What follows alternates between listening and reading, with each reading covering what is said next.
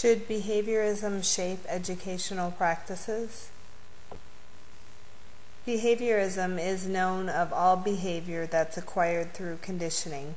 Behavior can be observed because it is controlled from outside forces rather than from internal forces. B.F. Skinner is known for his views on behaviorism and operant conditioning. He was one of the most celebrated psychologists who is often compared to Sigmund Freud. Should behaviorism shape educational practices?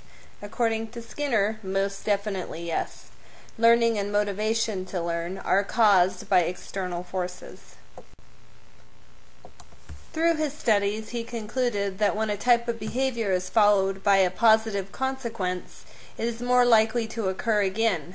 This positive effect is a reinforcer. The opposite is, of course, negative. This negative effect is aversive and will cause a person to move or run away from something.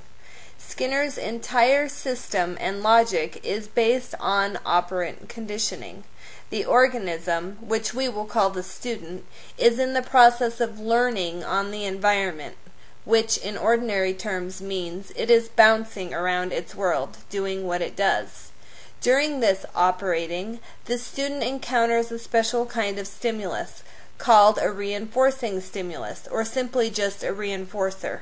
This special stimulus has the effect of increasing the operant, that is, the behavior occurring just before the reinforcer. This is operant conditioning.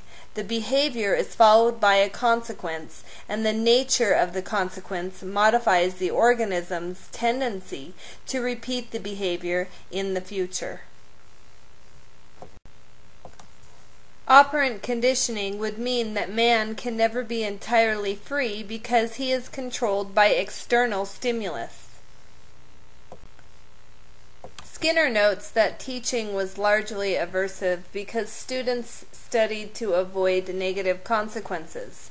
However, if they were compelled to learn, it was because of positive reinforcers. Freedom of behavior is not internal. It is a result of literature. Literature of freedom comes in forms of books, pamphlets, speeches, etc. They are intended to cause people to act. The struggle of freedom is not because of an internal desire to do so. A quote from B.F. Skinner. Carl Rogers was an influential American psychologist and one of the founders of the humanistic approach to psychology. He was known for the person-centered approach, which was to understand personality and human relationships. Should behaviorism shape educational practices? According to Rogers, absolutely not. Humans are motivated intrinsically. Freedom is an internal meaning that exists within the person, regardless of outside forces. Outside forces may influence, but they do not control. A quote to consider from Rogers is, "Commitment to purpose and to meaning in life is one of the significant elements of change. It is only when the person decides, 'I am someone,' that change becomes possible." The commitment within is the reason the individual is functioning. There is an internal need to search for the answer or search for direction. The commitment is an achievement which brings purpose and meaning to the individual. A clinical example Rogers offers is the story of a woman with a series of people in her life that had failed to give her what she needed. She believed it was up to her to get an education. She could no longer depend on others. To relate these summaries to education in our classrooms, we can easily replace the word freedom with the phrase motivation to learn. Please consider the following prompts for discussion.